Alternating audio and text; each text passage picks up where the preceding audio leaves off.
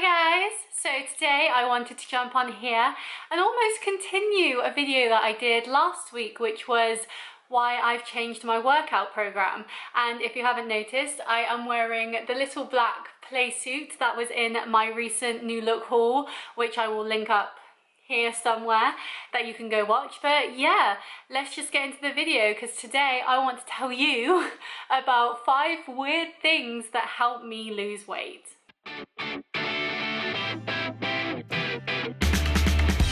So the first thing that helps me lose weight is weighing myself in kilograms rather than pounds or stone. Now, I don't really know why this is. When I started my weight loss journey, I was weighing myself in stone, but I soon got very confused when I was trying to work out how many pounds that was and stuff like that. And I was told, why don't you try kilograms, because the numbers are easier to look at and they just make more sense to certain people. So I started looking at it in kilograms and I've never looked back. I don't really know why it helps me, but visualizing 6 kg to lose instead of a stone, for example, sounds so much more achievable to me. I even put on my fitness Instagram, which unfortunately I don't keep up anymore, that I only had 10 kg to lose. Now 10 kg is still over a stone, nearly 2 stone basically, but saying 10 kg sounds so much better. And once you're in singular digits of kilograms, so 9 kilograms, 7, etc. I missed out 8. Clearly I don't go to school for math, but it gave me so much more motivation to keep going and to keep doing it. So right now I've only got like 6 kg to go. I've only got like a stone to go. And as I said in my last video, that's very hard for me to do currently, but there's so much motivation there to go for it. Whereas a stone sounds so big, but you say 6 kg, you think, well, I can lose half a kg a week and I'm there in 12 weeks. That's incredible. And so for me, kilograms works so much better. It's so much more motivating seeing that number go down. I guess you could say the same thing for pounds. Pounds could work really well too, but for me, I was suggested trying kilograms, and I did, and I've never looked back. The next thing that helps me lose weight is following foodie Instagrams. Now, you'd think if I was constantly looking at food on Instagram, it would just make me hungry and I just eat. But actually, following food Instagrams almost gives me that feeling of already eating without having eaten it. So I'll look at pictures and I'll see this food and I'll be like, that looks delicious, that looks so tasty. It also gives me ideas for future recipes, for future foods that I could do in my own time.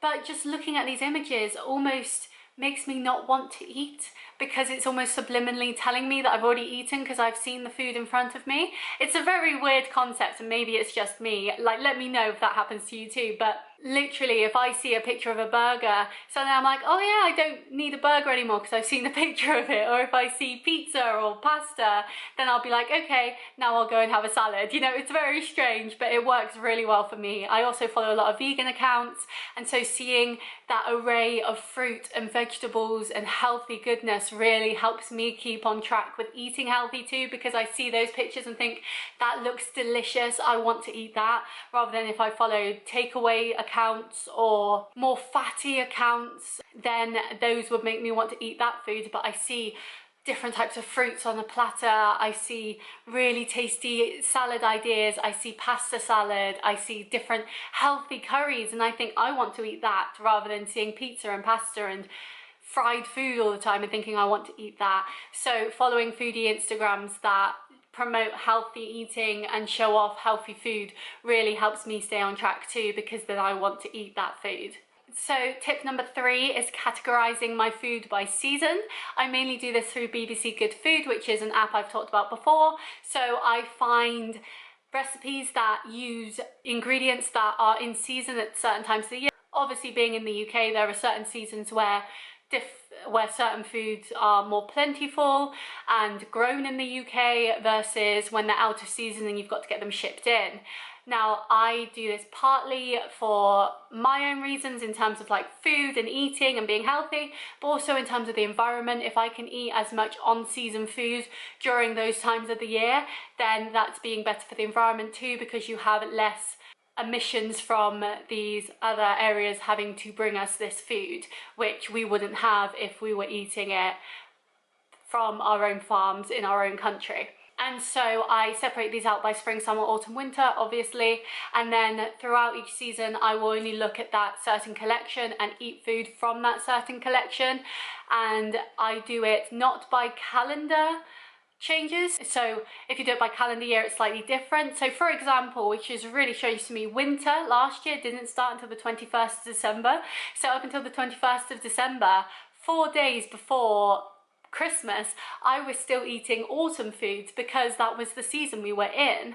And obviously that works with the climate and everything like that. And so while some people would think, oh, you should be eating winter foods now back in November, technically that's still autumn, and so I'm going to still be eating autumnal foods, which also means I eat a lot of parsnips after Christmas. But this really helps me. It makes me feel better about eating food that isn't imported from other places, and I also don't eat meat, and so that means that when we get, say, lamb from New Zealand for some reason rather than British lamb, I'm not eating that either.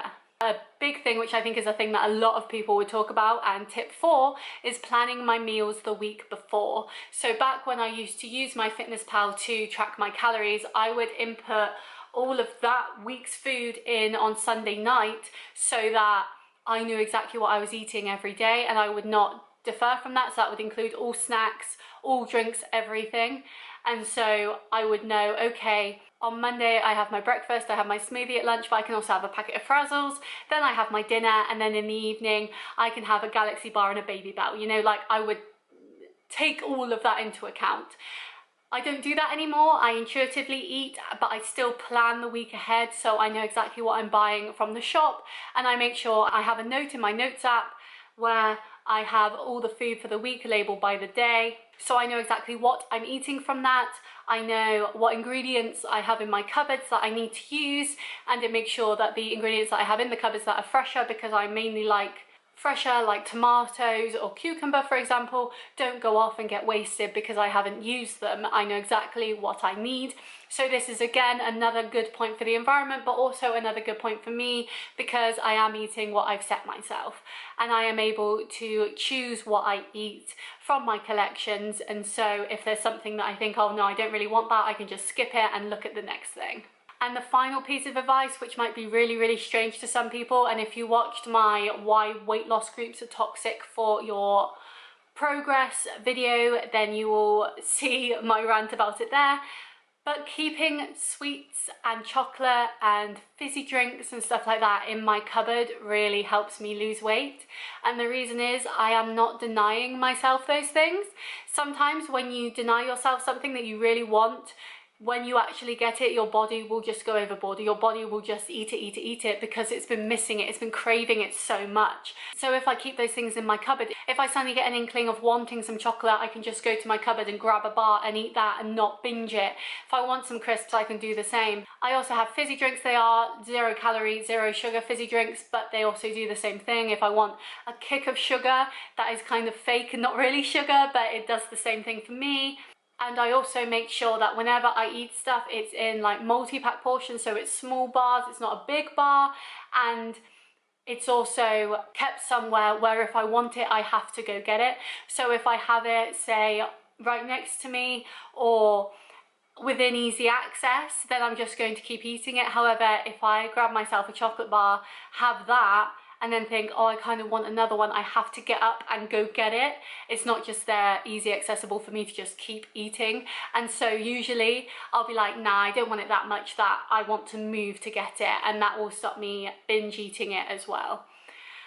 But yeah, multi-pack bars, multi-pack bags of crisps, anything that is like small servings rather than, say, a big bag of crisps or like a big bar of chocolate, is so much better, because you have to go after it, you have to get up to get it, and you can really start thinking, do I actually want this, or is there another reason why I want it? Am I just bored? Am I thirsty? You know, there's lots of reasons why you might think you want it but you don't actually.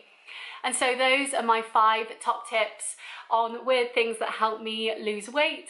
Let me know what weird things help you lose weight or maintain your weight or keep you healthy. I'd love to know.